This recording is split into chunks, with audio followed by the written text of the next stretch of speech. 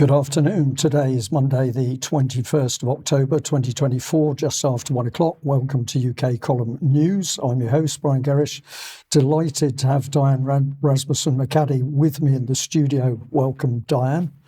And, well, my goodness, it's been a busy weekend because we've had our conference up in Bristol, but we are here in the studio and we're delighted to also be joined by Ben Rubin, who's coming in on video link from London. So we're going to kick straight off with Ukraine. And one of the things that a lot of the UK Column News viewers have been asking is for more detail about how it is that the Russians are advancing in Ukraine, when, of course, virtually nothing is said in the BBC or Western media about what's actually happening on the battlefield.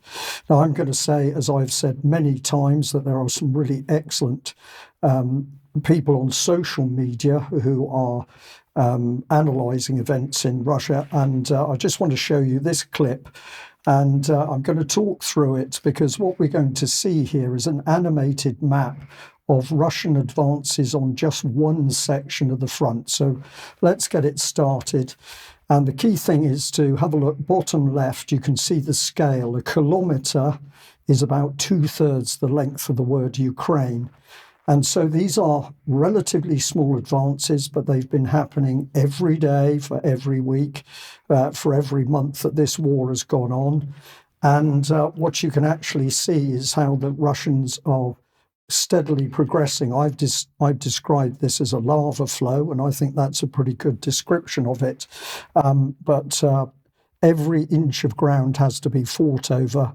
And the Russians are overcoming Ukrainian defences with manoeuvres that often involve encircling groups of Ukrainian troops.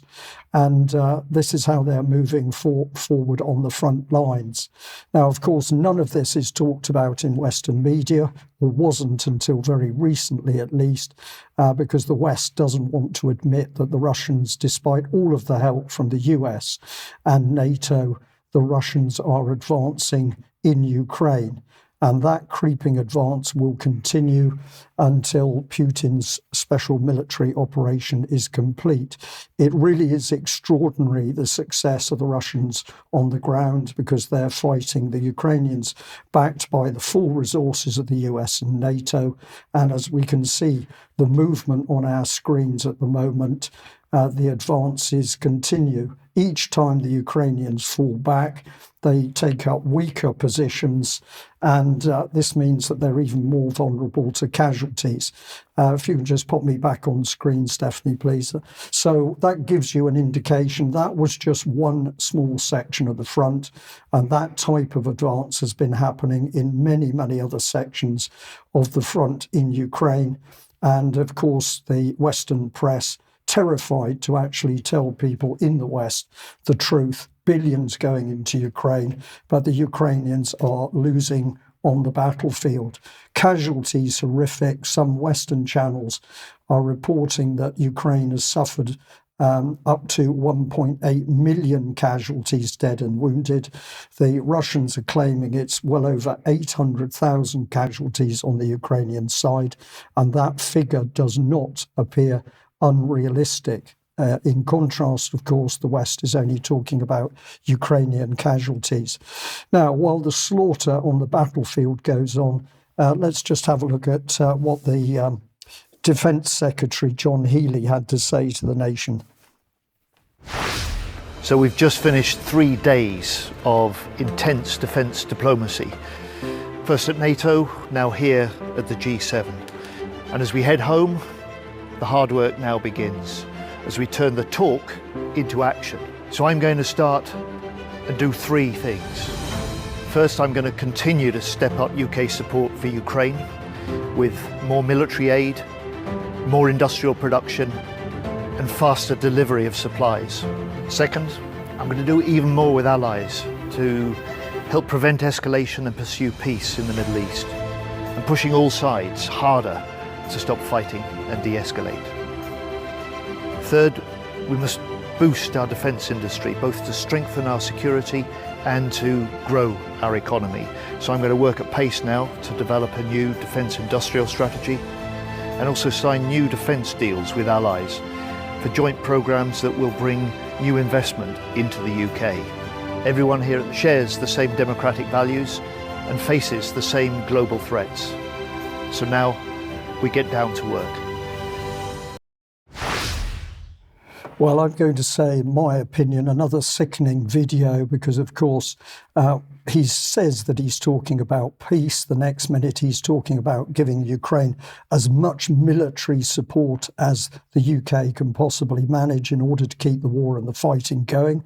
Then he switches and he's back to peace again. Then he's talking about the fact that this is effectively going to be bringing in business and it's good for the UK economy. It's good for us. It's good for our partners. The hypocrisy and the dissonance in what this man has to say is truly astonishing.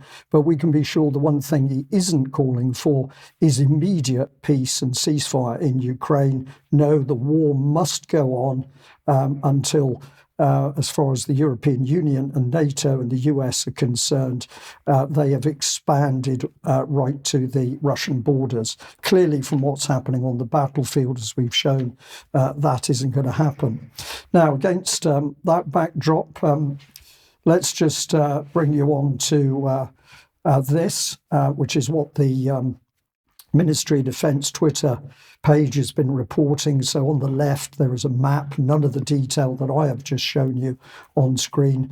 And on the right, it calmly says that Russia has maintained pressure. It does now talk about Russian attacks, but this is the first time in months that it's even been mentioned.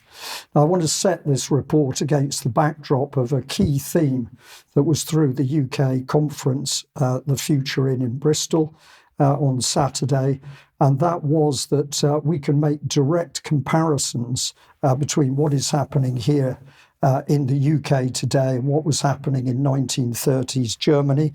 And I want to thank the speaker, Claire Wills-Harrison, who put up this slide. Let's make it easier for our viewers to see.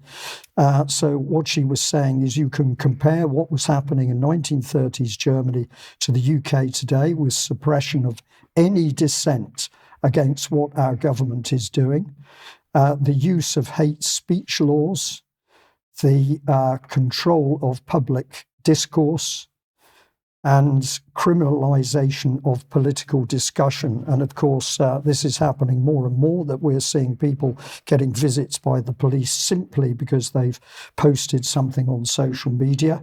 And she actually goes on a little bit more, if we can pop that one back on screen. Let's just go on here. So she adds to that a surveillance state and surveillance via policing, which I think is very clear to everybody, or should be clear to everybody living in UK. And we'll just put in the last one, the erosion of civil liberties. So this is the state of things. And before we go to Ben, I just want to play a little clip taken from the recent World Economic Forum meeting, where a question was asked to the team. Let's have a listen to this. We have now time for a few questions. So if you have a question, please identify yourself and tell us, who you would like to ask the question to. Here in front, please. Frank Kane from Arabian Gulf Business Insight. I wanted to ask, actually this isn't directed to anyone, I don't think, a rather broader view would be interesting. To get your view on something that Professor Schwab said, because it struck me as interesting, but also rather gloomy. He said, if I got my notes right, for the first time, humanity could destroy itself, just at the plenary now. And he singled out nuclear war, environmental threats, and technology as the three means by which humanity could destroy itself. This strikes me as quite a sea change, really. I mean, he's normally quite an optimistic person. Is this reflective of a change in thinking by WEF? And also, come the time of Davos, which of these three will be most on our minds, do you think? as you know, Frank, Mirek is also heading the program team, so I don't know if Mirek can give us the full insight already, what will be discussed in Davos. But Mirek, please, if you want to comment on that. No, thank you, Frank. It was in a larger context. For the annual meeting in Davos, we will be focusing on what Professor Schwab also said in the session. So it is the intelligent age, but actually the theme, which we most likely will have, is collaboration for the intelligent age. So being quite clear-eyed about the fact that there is obvious productivity benefits and other benefits that these technologies all bear, but it Well, I'm going to tell you that from there on, the man's question about breakdown and war in the world wasn't answered. It was increasing waffle about what the World Economic Forum has in store with us through technology. So on that note, Ben, let's bring you in. What have they got what have they got planned for us? Well, Brian, actually, I think this is my segment. Sorry, Diane, I beg your pardon. I beg your pardon. I was watching Ben on the monitor. So, yes, sorry, that was your segment. Absolutely, no problem. Yeah, I think let's go back a little bit and look at what we were talking about there at the end of the conference. And last week, we had the Global Future Council's World Economic Forum conference, which took place in Dubai. Just by definition, the council's network is dedicated to promoting innovative thinking to shape a more resilient, inclusive, and sustainable future for impact. So let's look at what that means a little bit. If we talk about the 30 future councils that exist within this network, within 2024, we'll be looking at one of these, which is space, in a little bit more detail in just a few minutes. But first, let's hear what Klaus Schwab himself had to say when he opened the conference and what he views to see the future of Davos 2025 to be. Everybody would agree we never have lived in such turbulent times. There are deep transformations happening, and I just want to mention 4. And those 4 transformations are conflating, which means each transformation is influencing the other ones. The first one, of course, is the transformation or transition from a unipolar, stable world to a multipolar, very unstable, very conflictual world. The second transformation is the need to move into a green world. And I'm speaking here not only about climate change, I'm speaking here about a new relationship with nature, preserving our oceans, preserving soil, preserving our forests. The third transformation which is happening is certainly what I would call the technological, the intelligent transformation. We are moving from the industrial world into the intelligent world. And the Global Future Councils will help us very much to shape the next annual meeting in Davos, which has the title, actually, of Cooperating for the Intelligent Age. So the intelligent age, then, obviously, is a time for cooperation. It is imperative that we develop environmental, social, and geopolitical intelligence alongside technological intelligence. And this is all cited in the show notes. You can look at these definitions on the website itself.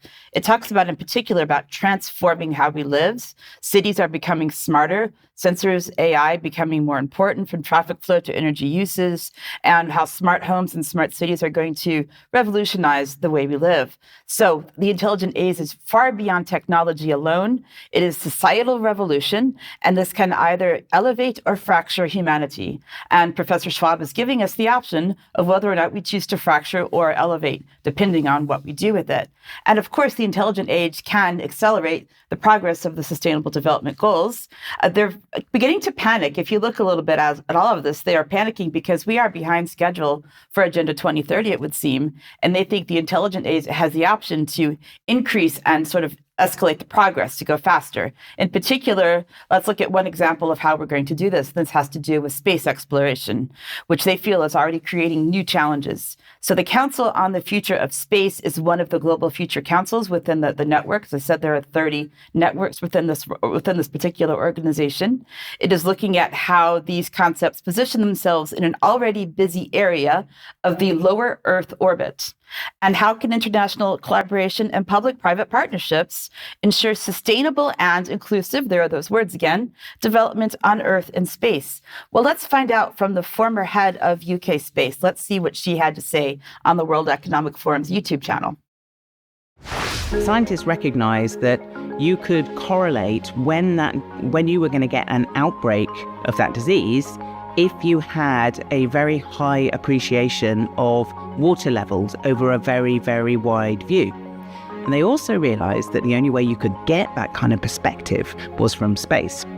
So we ran a program where there was satellites being tasked with monitoring those water levels in Vietnam. They could then correlate that to where you were going to get mosquito outbreaks, and they could then correlate that to where you were going to get a disease outbreak. Now, what's the value of this? The value of this is they were able to get a 6-month lead-in time on when you were going to get those disease outbreaks. And that meant they were able to put in place mobile health facilities to make sure they could manage the disease.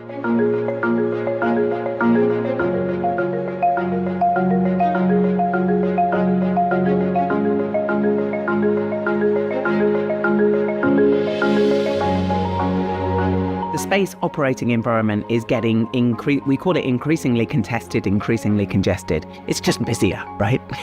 We're a victim of our own success. And I think most people think about space, then they think about, this huge, huge, infinite entity, which of course it is.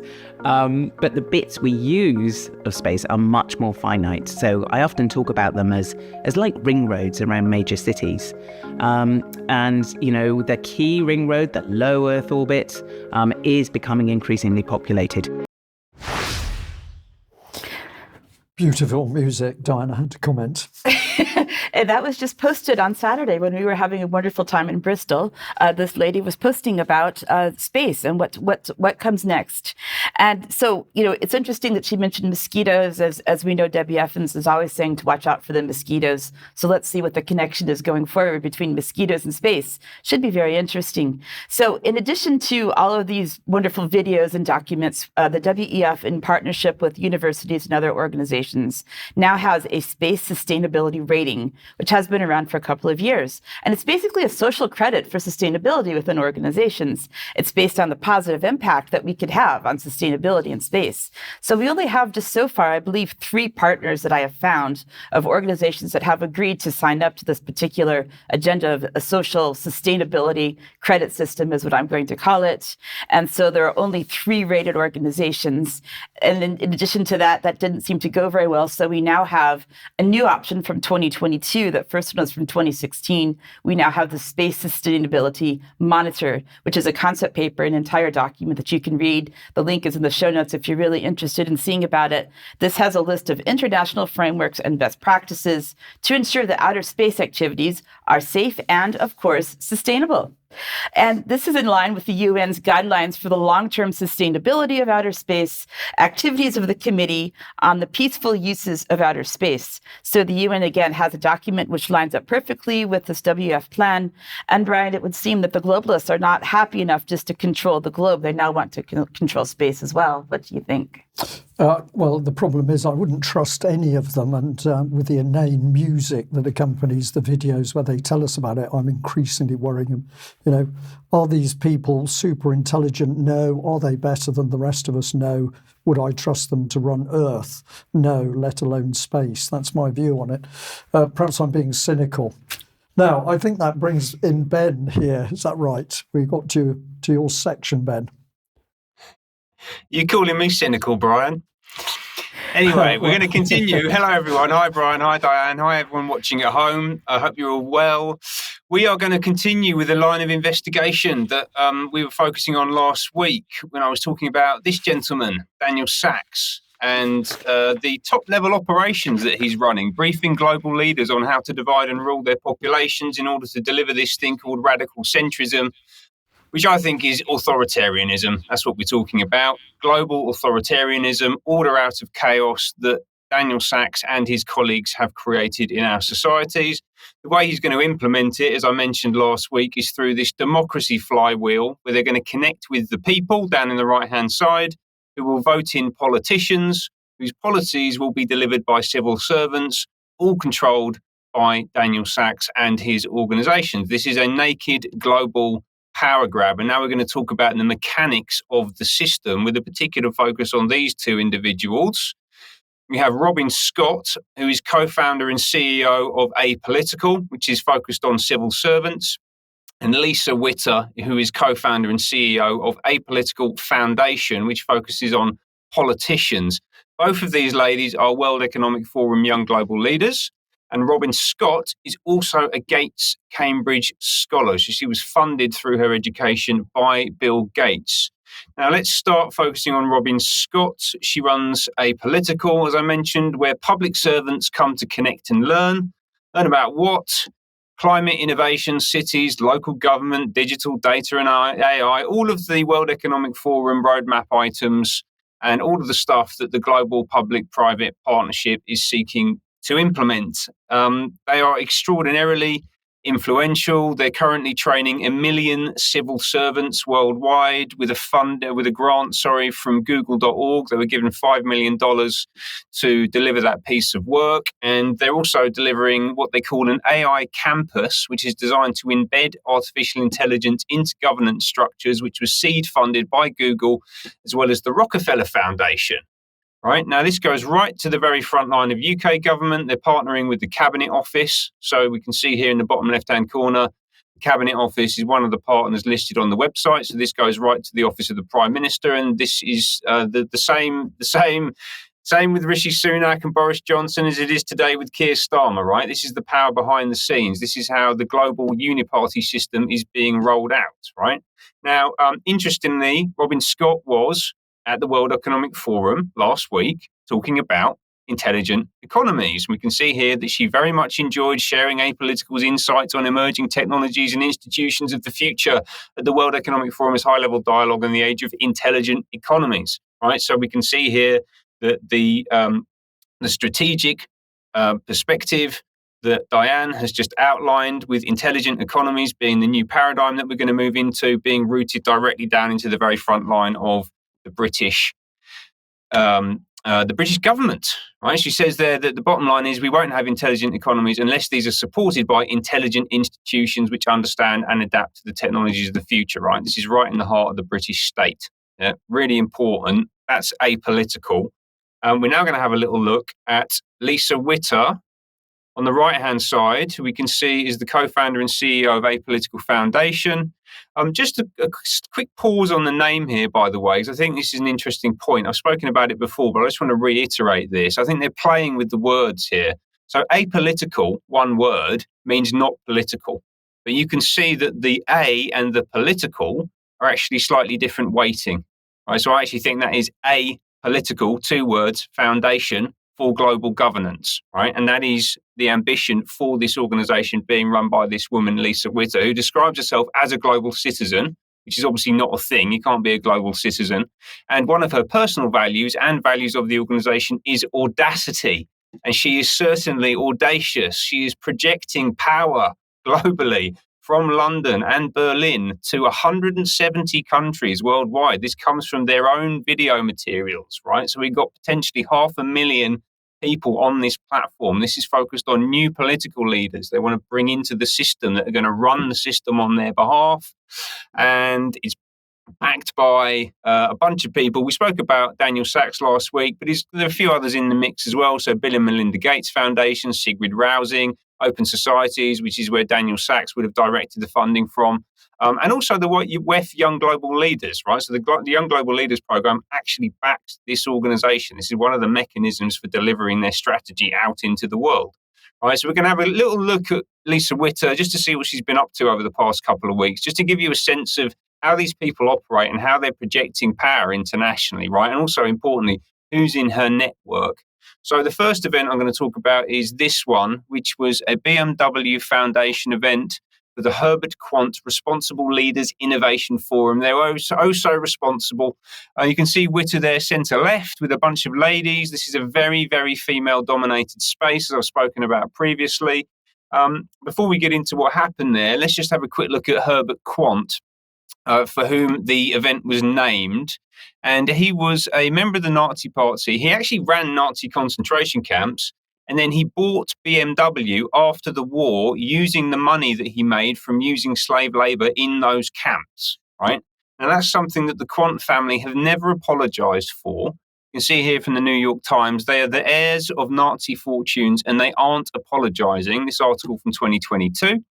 And who wasn't apologizing? Well, it wasn't Herbert Quant because he died in 1982, but it was his son, Stefan Quant, who is the largest shareholder in BMW, on the board of trustees of the BMW Foundation, and also a World Economic Forum Global Leader of Tomorrow from 2002, which was the precursor to the Young Global Leader program. So it's essentially the same thing. That's the same program that Tony Blair and a bunch of other British politicians graduated from, right? That's pre-Young Global Leader. He also, interestingly, holds a significant stake in Entrust, who specialize in digital identity systems, which are an evolution of the same systems the Quant family developed to manage the Nazi concentration camps. So the numbering, the ethnic and religious categorization, the punch card systems, even down to the tattoos on the skin of prisoners, reducing them to trackable and traceable and knowable objects. Right, and that's one of the reasons I think that this company who ran those concentration camps secured a contract in 2021 with the UK government to advise them on the future of the COVID passport system. This is who Lisa Witter from Apolitical Foundation is hanging around with. Also at this event, we had Sandrine Dixon de Clèves, who is president of the Club of Rome, who Lisa Witter is apparently very good friends with. You can see that her arm is around Dixon de Clèves' shoulder on the right-hand side of this image.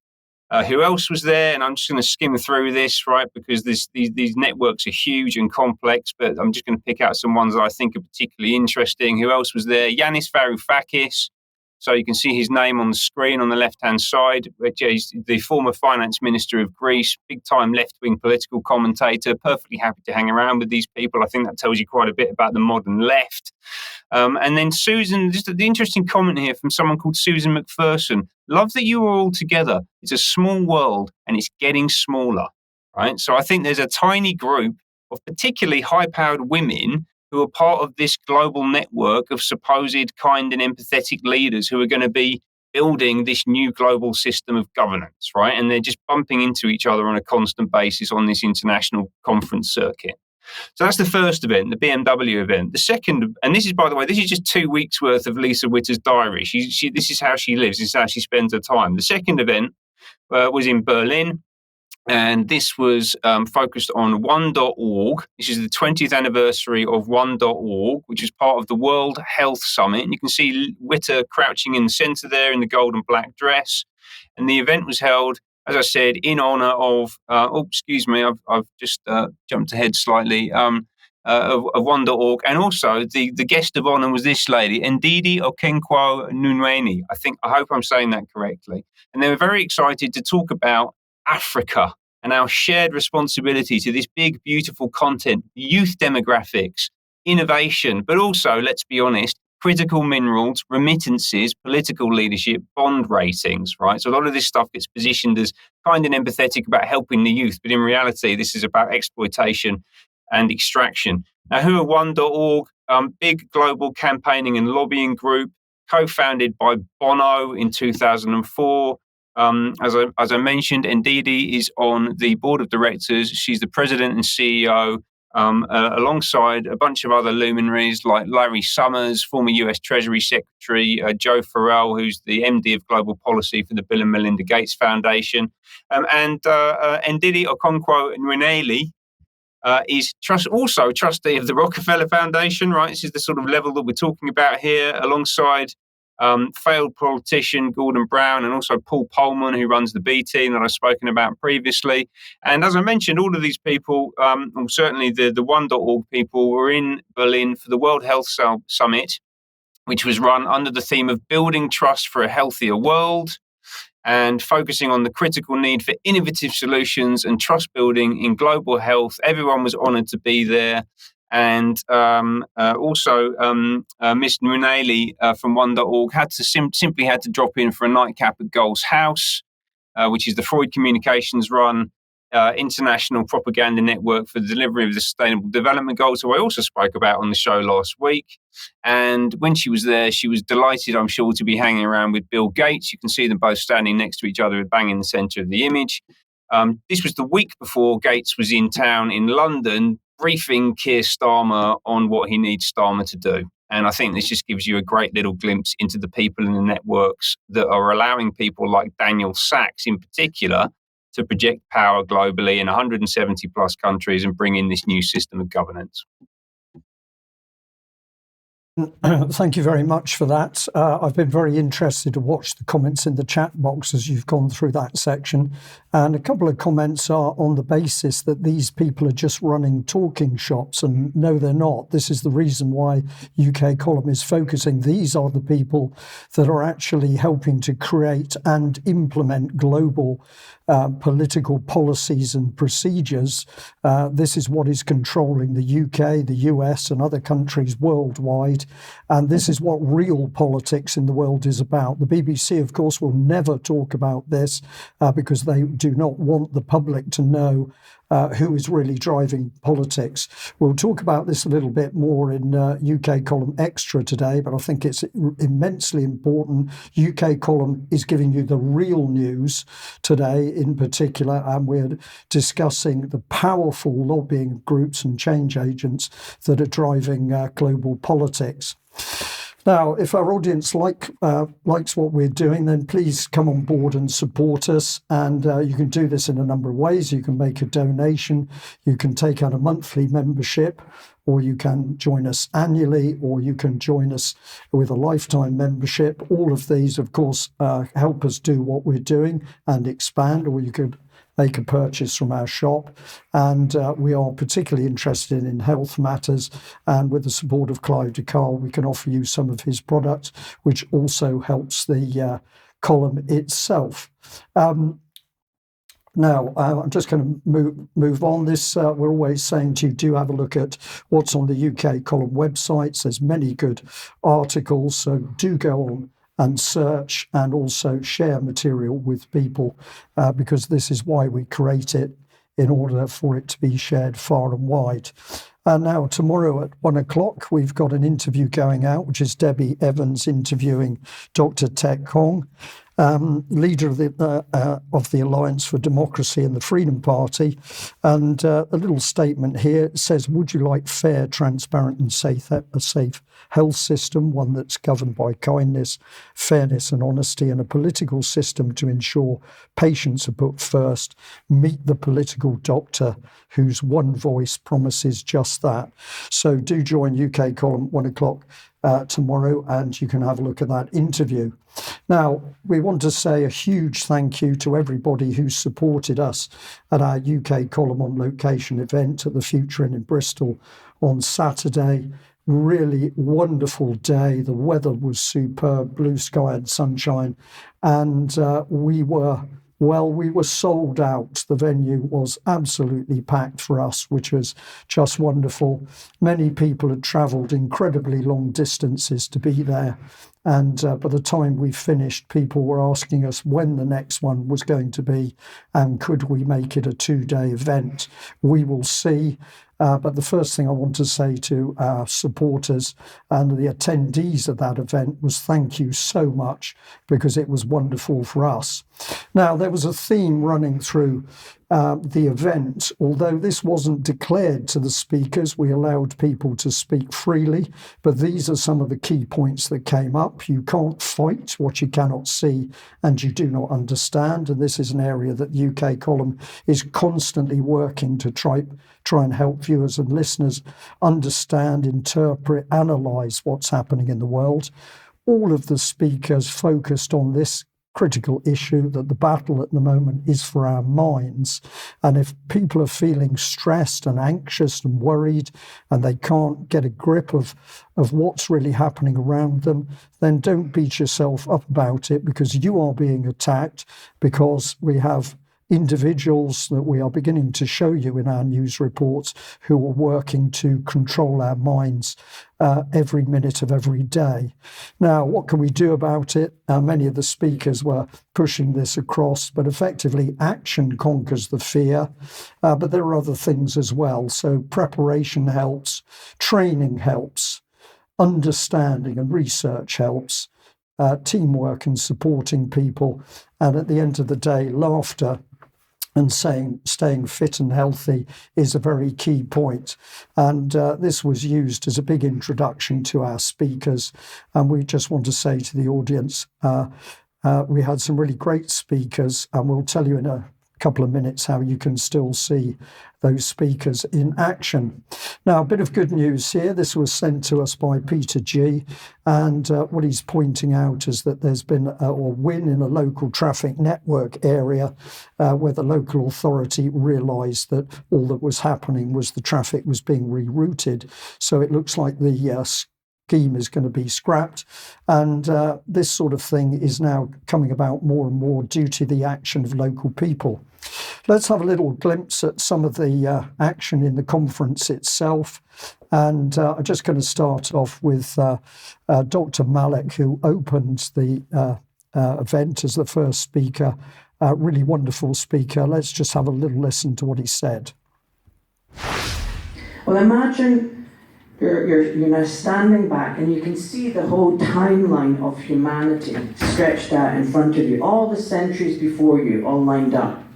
And you see that empires have risen and fallen, revolutions have come and gone. Who here wouldn't want to be a fly on the wall and watch the fall of Rome? What a fascinating time that would be. Well, guess what, folks? We are witnessing another pivotal moment in human history. It's the fall of the Western civilization and the American empire. So he quickly picked up on the theme of the collapse in the society around us. This is real, it's happening, it's engineered, it's calculated, and if we're to stop it, we have to understand it and take appropriate action. Now, let's have a look at a second clip here. This is Charles Mallet introducing Kim Isherwood, a lady that's done such fantastic work working to try and protect children from sexual grooming in UK schools.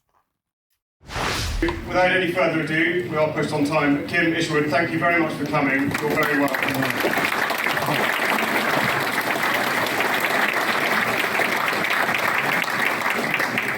Thank you, UK Column, for having us. This is a wonderful opportunity. So for those who don't know us, we are Public Child Protection Wales. We do exactly what it says on the tin. We are the public protecting the children in Wales. So we haven't got a lot of time today. I'm not really going to address much of the sex education with you because you can find all that yourselves later on. What I want to look at today, we're going to roughly look at the problem. I want to introduce some of the people that's fighting this in Wales, and then I'm going to discuss a little bit about the process that we've been through. Thank you, Mr. Speaker. Graphic lessons on oral sex, how to choke your partner safely, and 72 genders. This is what passes for relationships and sex education in British schools. So truly horrific what's happening in schools with very young children. Last clip here. This is part of the theme of propaganda at work in the UK and the West.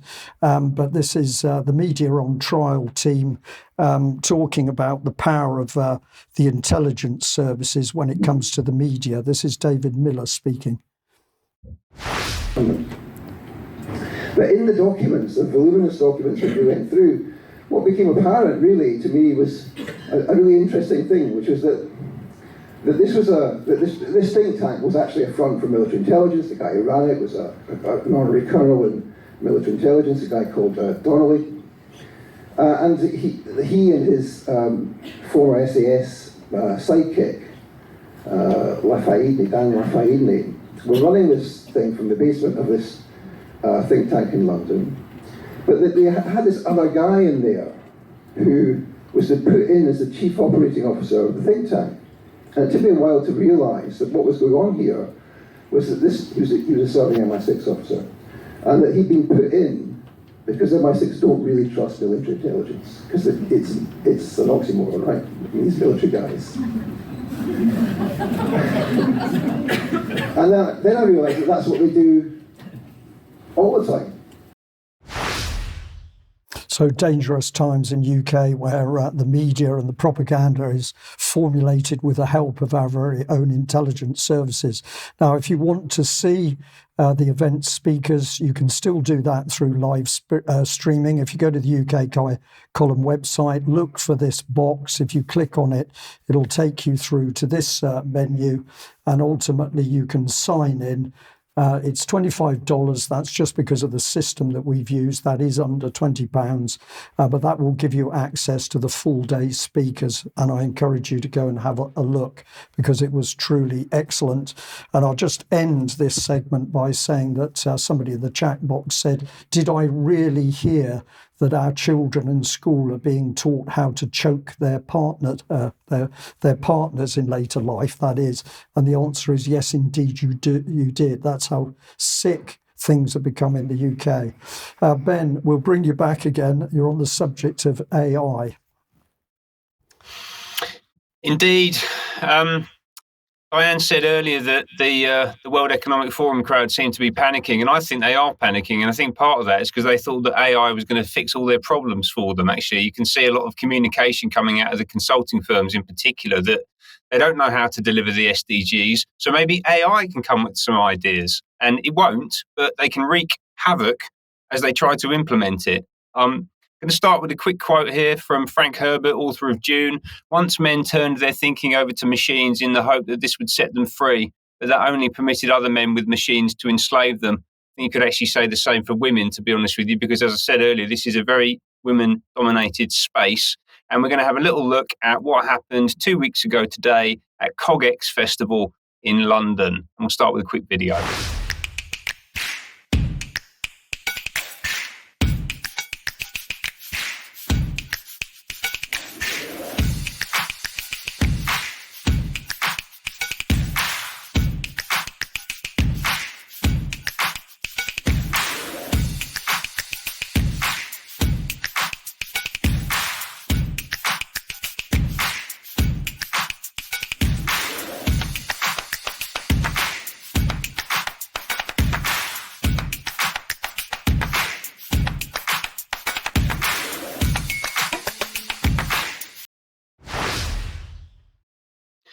So unlocking and seizing the opportunity presented by AI. I spoke about CogX last summer, actually. I think I did an interview with Debbie talking about something called the Digital Industrial Complex, which you can go and have a listen to, which gives you a bit more background of the organisation. But it's basically an events specialist, and this was one of their big summits that they hosted. They think of this as being like a micro Davos type event, which they held, as I said, 2 weeks ago, focusing on seizing the AI opportunity. It was held at the Royal Albert Hall, so right in the beating heart of the British establishment, directly next door to Imperial College. And this was very, very female-led. This is some images I'm going to show you from the event that were released subsequent to the event, and they're really, really focusing on pushing forward female leaders, female voices, women with microphones on stage, men patiently listening to them, right? This is women taking the lead.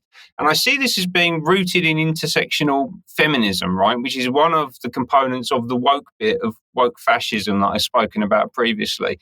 And I'm not saying, by the way, that women shouldn't take the lead in certain situations or anything like that. But fundamentally, we need each other in order for society to run properly. And the sense that I get from organizations like CogX and from elsewhere is that the men are essentially being replaced by AI, right? So this is a really telling image, I think. So you've got men standing in the corner listening, woman with the microphone, and I don't think that this is a positive thing. And the reason I don't think this is a positive thing is that the people behind these technologies, as we speak about pretty much every week, do not have our best interests at heart. And I'm just going to leave you here with a few quotes from Yuval Noah Harari, who, if you go to the COGX website, is the first person who pops up on the homepage. You can see him on stage there on the right-hand side, right? And I'm going to show you 3 quotes from him. So the first one is this: human rights are just like heaven and just like God. It's just a fictional story that we've invented. Right? That comes from his TED talk that he gave back in around 2009 or 10, I believe it was. Right? A remarkable thing to say. So I haven't actually popped that up so you can read it. My apologies. Right? Human rights are just like heaven and just like God. It's just a fictional story that we've invented. Next quote: the technology will make more and more humans economically useless and therefore politically powerless. Different parts of humanity might have different futures. We might see a process of speciation. Right? Speciation is where a species splits in two, becomes separate. Right? And the AI builders and owners, the people actually behind these systems, believe that they're going to elevate themselves above the rest of humanity using this technology, right, that's being brought in at events like this, right? This is not just a talking shop, by the way. Someone said that a moment ago. It's not a talking shop. They are deploying this technology into the economic system. They're deploying it into central government. It's backed by all of the corporations that you saw in the opening video there. This is very, very real, and it's happening right now. This is top of the agenda. And the reason it's top of the agenda is because they're using this tech, as I spoke about in the segment earlier, to take over our society, to take over our systems. And this is the final quote that I'll leave you with from Yuval Noah Harari. Oh, sorry, again, my fault, jumping ahead. That AI will take over human systems from within. Yeah, so he says the most important thing to realize about AI is that it's not a tool, it's an agent that will take over human systems from within. And it's being invited into those systems by the people, including a large number of intersectional feminists attending events like COGX, which was held a couple of weeks ago today. Well, Diane, let's bring you back in, and you're going to talk to us about hurricanes and who deals with hurricanes. Yes, thanks, Brian. So I started covering last week the recovery efforts in relation to Hurricane Helene and Hurricane Milton, and I think this deserves much more coverage. So let's go a little bit more into it. Although, again, I would add the caveat that I'm not necessarily going to cover these things the way the mainstream media would do so, and we're going to go a little bit deeper into what's actually happening and ask some particular questions. Just as a reminder, as I said last week, Hurricane Katrina is still unprecedented when it comes to the level of disaster, especially in terms of deaths. As we see here in 2005, almost 1,400 people died as a result of Hurricane Katrina. Hurricane Helene has an approximate death toll of around 228, which of course still may change. Hurricane Milton has approximately 12. And again, we don't really know these final totals yet because we're still dealing with the impact of the storms. We have a lot of mainstream media coverage that we've been seeing as well about admitting that, not everyone knows exactly what's happening yet. There have been some deaths where people still haven't been identified, and Hurricane Helene made landfall about 3 weeks ago. I'm also going to be covering some social media reports that's showing some things of what's happening on the ground from citizens who are probably potentially recording some things that wouldn't be shown in the mainstream media for various reasons, as we might imagine. As of the 19th of October, we still have unidentified people who are dead, and we still see, for example, that there may be more than 6 months without power in some areas of Western North Carolina where the devastation was the worst. And we see a lot of volunteers who are helping and doing a lot of the work and providing generators where FEMA is generally just not happening anywhere that's useful. So let's see a video clip here to see what's going on. As crews work to remove debris and restore utilities. This storm knocked out both the main line and the redundant line. Asheville Mayor Esther Mannheimer says plenty of work remains. It could be weeks until residents have potable water again. Do you think that there's anything that could have been done differently to better prepare for something like this? No, I don't think so. I don't know on the budget of a local government how you create systems that are resilient enough to withstand a catastrophic event like this without any failure. I don't think that's possible. The mayor and other officials warn that misinformation and conspiracy theories, especially about the federal response, continue to complicate recovery efforts in a region that never expected a storm of this magnitude. The biggest tragedy to me is if someone doesn't get the benefit they are allowed to get or are entitled to because they believe one of these conspiracy theories. The mayor herself has been the target of online attacks and threats, including anti-Semitism. It can take your focus off of the recovery effort, and for me, created a terrible concern about just how people in this world think about challenges like we're facing right now, that they want to find a scapegoat, that they want to find someone to blame instead of doing what everyone I see here doing, which is helping a neighbor, coming together as a community, helping one another try to recover from this catastrophe. So what we're starting to see here, Brian, is people who are not taking responsibility at the highest levels, including the mayor of the closest major city to the area, which is Asheville, North Carolina. That was the mayor of Asheville. We see FEMA just starting to say, well, it's all misinformation. It's conspiracy theory. You know, we're hearing these words over and over again. We have a FEMA website that is called the Hurricane Rumor Response website, where they are apparently trying to bust some of the myths and create what they say are falsehoods and pieces of misinformation and conspiracy theories about what's actually happening and what FEMA is and is not providing. And it's all actually just very interesting because when we actually look deeper into what they have and have not done, that there's some of the funding that we see for fiscal year 2025, what we have heard is rumors that FEMA can't actually afford to provide disaster relief. An interesting thing here, and this is the 2024 year fiscal year report to Congress, is that we see that the majority of the budget has gone to COVID-19 relief in the year 2024, which doesn't really make any sense to me, considering the fact that we have hurricanes every year in America. When we look more at some of the sort of the local coverage by people, individuals, we see more and more people who are suffering, people who've had their homes destroyed as a result of the devastation. This man in particular offered some of his own personal business space to FEMA to borrow, and then they decided they were evicting him from his own business space, and now he doesn't know what to do. He's kind of left with no options. You can watch his entire video. The link is in the show notes. We also see FEMA saying that they have stopped any assistance that they were providing because of the threat of armed militia. We don't really know what this means. Some people say this has been debunked, and some people say it hasn't. So they have either evacuated or not shown up at all yet because of the dangers of these armed militia groups that are apparently out there. But then we see individuals saying on social media that's not really true. There is no armed militia. They're just not there. They didn't show up, and they're using that as an excuse for why FEMA isn't actually coming to do anything for the victims of the hurricane. So let's see one more video here. This was the result of an independent journalist from Steel News that actually went into what is one of these FEMA camps, which is located in the area of the devastation. And then let's talk a little bit about what she found out and where we go from there. Is out here in western, it's west of Asheville, about an hour and a half west of Asheville. And they're putting a tornado shelter in here, apparently. Got a delivery. So stick with us. We're going to figure out what's going on. Maybe I can slide in with this truck. They won't see me.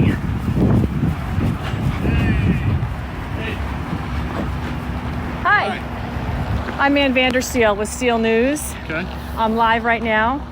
And I'm just wanting to find out what y'all are doing here and who's organizing and who's actually got the property under lease. Okay, give me 1 second, and I'll go ahead and just get some supervisor to come out here and speak to you. Okay, are you guys private security? Yes, ma'am. You are? Who's your contract with? Strategic Security Corps. And who do they contract with? Let me call it. Do you guys know who your contractor is? We'll be able to answer all your questions for you. Who'd you say you're with, ma'am? So eventually the manager came out after the guy made the phone call, and he eventually came out and said, well, these locations are being built for up to 700 responders so that the survivors can stay in the hotels in the area. Now, I'm wondering about the tornado sort of things that were coming in on the trucks, the tornado shelters. Western North Carolina is not a particular area for tornadoes, and there are several of these coming in, so I'm kind of wondering what these actually are. There's been some rumors about that, but nobody knows for sure. They were saying that FEMA responders could have a range of duties, but the locals are saying that FEMA, again, hasn't been in the area. The manager says that this infrastructure, this particular camp, needs to be built before FEMA can come in and help the survivors who are, currently living without heat, without water, without food, without any basic resources, but they're waiting for these camps to be built before they can get any help. So those are some interesting questions. This is apparently drone footage of this FEMA camp on the next slide, where we can see that the locals said, well, these are popping up overnight, but although it's built for what appears to be a long-term presence, FEMA was saying, well, they're using this to bring in the full assistance of the government, but people on the ground are saying that actually doesn't seem to be happening at all. When we look at a map on Google Maps, for example, we see that the locations of what they're labeling as the Western North Carolina floods are the areas where they're building these camps. And I did a little bit of research as to where these are physically located in Western North Carolina. They do correspond very closely to where the majority of the worst devastation was. Another interesting question that's come out is who owns these areas that are being sold and made into camps. These seem to be a range of trucking organizations called Smoky Park Acres, Smoky Park Solutions. These all seem to be owned by the same man who has a Ukrainian name and also owns a trucking company, which is called Delta Transport, and we are looking into that. Now, coming back to the Strategic Security Corps that the armed guards that the lady was talking to in the video, I looked into this a little bit more because this is particularly interesting. They are listed on Facebook as hiring for Hurricane Helene armed security in South Carolina, but they've mentioned this in a number of states related to the area, although, of course, we know the majority of the devastation was actually in North Carolina and Tennessee. So I followed that link to their website to see what they were looking for in terms of their job description. They're looking for people who are emergency responders, and these are for immediate emergency response and deployment. They are proud to be a FEMA contract holder. They are in charge of armed or unarmed security guards, temporary life support facilities, search and rescue teams, and swift water flood rescue teams. And the specific job description in particular is really, really concerning. This is basically a public-private partnership, obviously working with FEMA. But if you look at some of the things they want them to do, they want to have a lot of arm. They want them to be able to apply handcuffs. They want to wear a exposed handgun, police-style full-duty rig, level 2 retention holster, pursue suspects on foot and subdue combative person after running in pursuit, climbing while in pursuit or in an emergency situation, on and on and on. So these are not just people who are going to go into homes and rescue people and give them food and clothing. Brian, I'm really wondering why this is necessary, because I can't imagine that a FEMA officer would need to be doing police-style rescue operations in the aftermath of a devastating hurricane. In the first instance, no. There are a lot of questions to be asked, I think, about exactly what these units are and what they are designed to do as far as the government's concerned, as opposed to the people on the ground. Okay. Did you have a little bit more here? No, that's all. Thank you. Okay. Let's, where does that, where does that take me? Let's just bring you on to this one here. I couldn't resist this headline from the BBC News. Not my king. Australian senator shouts at Charles. Well, the senator concerned that the BBC didn't want to show was this lady, Lydia Thorpe. She said, "This is not your land. You're not my king. To be sovereign, you have to be of the land. He is not of this land." Let's just have a look at the little clip that the BBC did decide to show, and I've added a second BBC clip onto the end of it.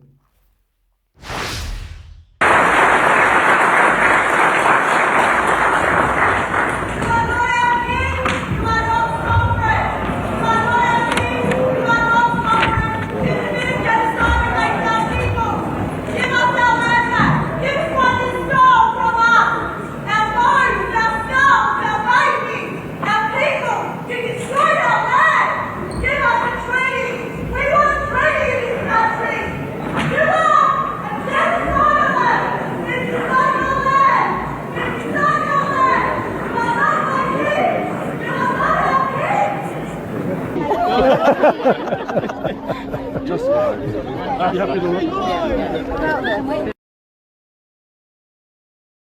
So we started the news with a clampdown on free speech and any dissenting voice. And of course, that lady was dragged away. You heard her voice fade into the distance. Meanwhile, we see Charles with his medals. What they're for, I've no idea. But goodness me, the weight of them must make his day very tiring. And I'm just going to say that remember what this lady said, which is that it's not his land. And of course, this goes back to the indigenous peoples of Australia standing up for themselves. Well, I think we're just about at the end of the news. But before we get there, I just wanted to add this to the Australia story, which is basically from the Foreign, Commonwealth and Development Office, UK and Australia. And it's a blog site where they invite people in to post. And this is the International Day of the Girl Child, enabling girls to shape their own futures. Well, it's very interesting, isn't it? Because a girl is a very young woman, if not a child. We've got enabling girls to shape their own futures. But if you look at the age of the people in that particular image, they look pretty mature to me. I think we're looking at women. So I'll just leave people to think about the madness that we've got as the world government tries to tell us we don't actually know what a woman is. Okay, and you've got a couple of humorous slides to finally finish on, Diane, I think. Yeah, I think we would just start a little bit of humor to end the Monday news. So over the weekend, President Trump has been trying to claim whether, and I haven't verified this one way or the other, if Kamala Harris actually did have a summer job at McDonald's, as she claimed she did when she was younger. So as we all know, McDonald's is Trump's favorite restaurant. He loves a good, burger over from the Diet Coke and the burger that used to be famous for when he was president. So he decided to actually get a job at McDonald's, and he did this to make a point to say, well, I don't know if Kamala Harris actually worked at McDonald's, but I know that I certainly did. So he went to McDonald's in Pennsylvania, which is a major battleground state in the election, and had a job for the weekend. And let's see what happened. It's an amazing business. It's an amazing country. And we're going to make America greater than ever before. We're going to do it. Are you going to see Aaron Rodgers? Look at the enthusiasm. I mean, that's thousands of people over there. They go miles back. That's incredible. So, look at that. Are you going to give Aaron Rodgers what's your lunch order? Raise the minimum wage, Mr. President. Pittsburgh game tonight, and we'll look forward to it. And it should be a good game. And good team. They have a great coach. Pittsburgh, great coach. And we'll see how it is. Tell us about getting started in your own career, Mr. President. How did you tell us about those jobs that people take early on to try to make a break and how you did it? This is a great job to take at the beginning. It requires expertise. I'm going through the French fry stuff as a whole. What have you learned? Did you learn anything new? And it requires great expertise, actually. Do you appreciate McDonald's more? And to do it fast. Yeah. Why would a man stoop to that level, Dan? He wanted his fries, Brian. We're smiling at the end of the news, but really we're in clown world, and my goodness, it's up to each and every one of the population, whether that's UK or Europe or the US, to stand up and put an end to this utter madness in global politics. But that's my opinion. We'll leave it there. We'll say to our audience, thank you very much for joining us wherever you are in the world. Thank you all for your support. And thank you once again to the huge support we got from the people that came to our conference in Bristol. It was lovely. It was tiring, but my goodness, it was worth it. And yes, we are going to be doing more in 2025. Get onto the website and have a look at the live streamed event if you couldn't be there with us on Saturday. The filming was excellent. Those clips in today's news were just my personal shots. So if there was a little bit of handshake, that was due to me. We'll leave it there. Join us if you're a member for UK Column Extra in a few moments. Thank you, Ben. Thank you, Diane. Bye-bye.